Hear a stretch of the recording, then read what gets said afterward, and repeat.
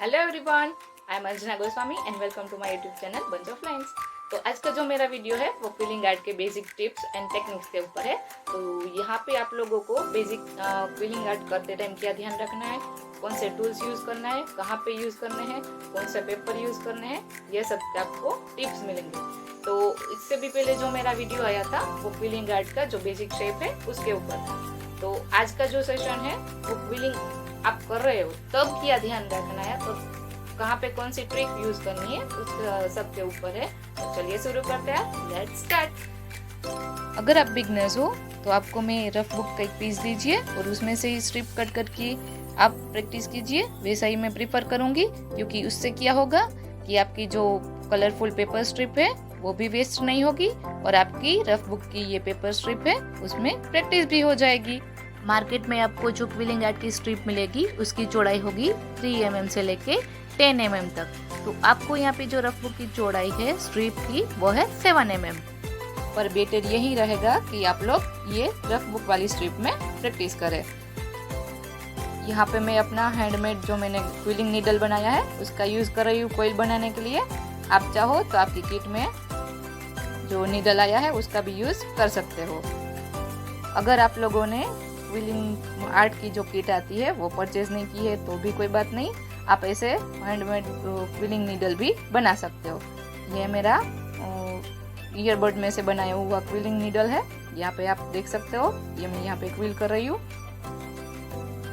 आपकी क्विल का shape and size, आपकी स्ट्रिप है क्विलिंग स्ट्रिप, उसकी जो पेपर की साइज एंड थिकनेस कौन सी है उसके हिसाब से बनेगा। तो यहाँ पे आप देख सकते हो, ये हमने रफ बुक का पेपर लिया है तो इसको मैं अभी टाइट कोइल में से लूज करूंगी। तो यहाँ पे आप रिजल्ट देख सकते हो कि ये उतना सारा अच्छे से नहीं खुला है, तो ये भी एक ध्यान में रखना है। अब हम बात करेंगे पेपर स्ट्रिप कटिंग की। अगर आप घर पे क्विलिंग आर्ट की स्ट्रिप कट कर रहे हो तो आपको क्या करना है कि पेपर जो सबसे थिकनेस वाला हो, सबसे ज़्यादा थिकनेस वाला वही लेना है। मार्केट में आपको 80 GSM से लेके 100 GSM तक के कलर पेपर मिल जाएंगे। अगर आप वो कलर पेपर स्ट्रिप कटिंग करने के लिए यूज में लेंगे तो वो बेटर रहेगा। यहाँ पे मैंने ये येलो कलर का कलर पेपर लिया है और इसको अभी क्या करना है, आप लोगों को लाइन के हिसाब से मैच करके ये पेपर रखना है और दोनों साइड से, पेपर की ऊपर साइड और नीचे साइड दोनों से आपको 1 सेंटीमीटर जितना लेफ्ट कर देना है।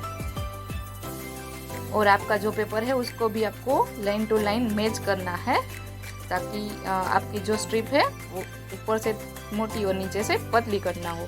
यहाँ पे आप देख सकते हैं, ये मैंने लाइन टू लाइन मैच कर लिया है पेपर को और ऊपर नीचे से 1-1 सेंटीमीटर लेफ्ट भी कर दिया है। अब यहाँ पे स्केल का यूज करके मार्किंग करेंगे। जो हमारी पेंसिल की हमने जो 1-1 सेंटीमीटर की लाइन लेफ्ट की है दोनों साइड से, वहाँ पे, ना कि आउटलाइन के पास से। वैसे ही आप स्केल की हेल्प लेके मार्किंग करके भी आप अपनी तरह से स्ट्रिप कट कर सकते हो और अपना प्रैक्टिस या प्रैक्टिकल वर्क कंप्लीट कर सकते हो।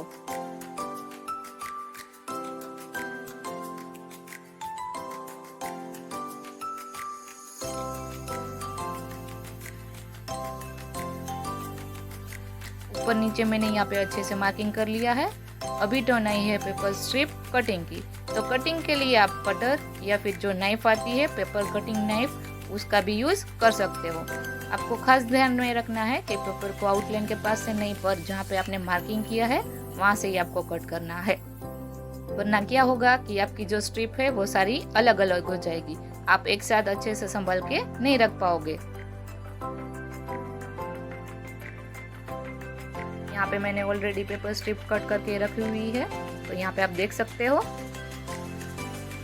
अगर आप ऐसे कट करते हो तो आप अच्छे से पेपर स्ट्रिप संभाल के भी रख सकते हो और कहीं पे आपकी स्ट्रिप उड़ेगी भी नहीं।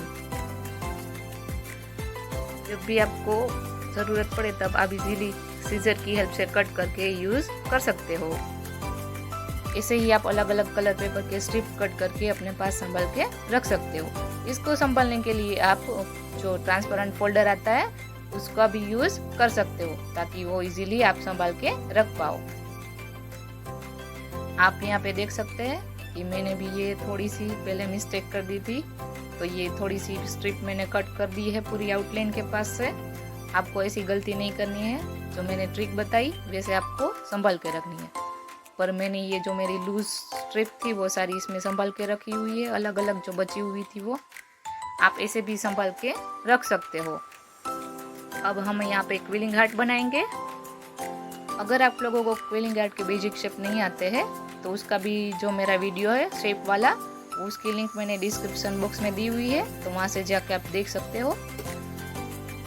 यहाँ पे मैं ये स्ट्रिप को हार्ट का शेप देने के लिए स्केल की हेल्प से मैं इसको क्विल कर रही हूँ।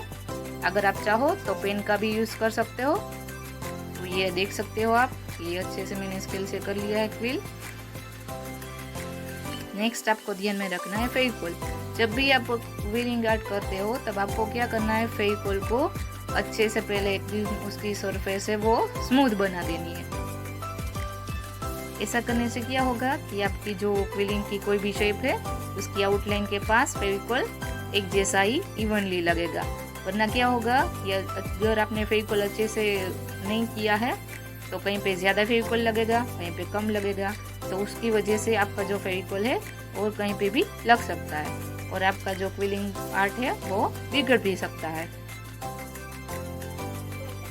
मैं यहाँ पे सामने वाला हार्ट का पोर्शन बनाने के लिए फिर से ये प्रोसेस सेम रिपीट कर रही हूँ। कोई भी शेप बनाते टाइम आपको उसकी पहले लेंथ देख लेनी है, उसके बाद ही आपको उसको शेप देना है। शेप देने के बाद आपको उसको कट कर लेना है, बाद में आपको फेविकोल से स्टिक करना है।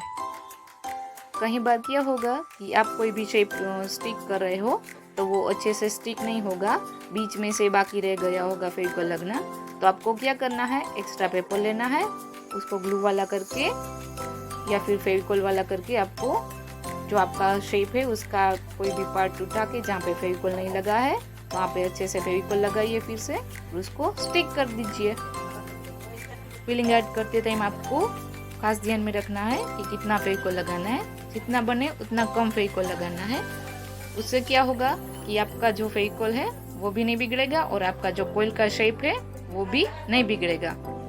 वरना क्या होगा कि जितना ज़्यादा फेविकोल लगाओगे आपका फेविकोल भी बिगड़ेगा और आपका जो कोयल का शेप है वो भी बिगड़ेगा। अभी तो मार्केट में स्मॉल नीडल टिप फेविकोल बोतल भी अवेलेबल है स्पेशल क्विलिंग आर्ट के लिए, उसका भी आप यूज़ कर सकते हो। कोई भी शेप को इनर साइड फिल करने के लिए आपको कोयल्स को ट्वीज़र की हेल्प से रखना है। अगर छोटे पार्ट हो तो ट्वीज़र का यूज़ कर सकते हो, अगर बड़े पार्ट है तो आप ऐसे हैंड से भी रख सकते हो।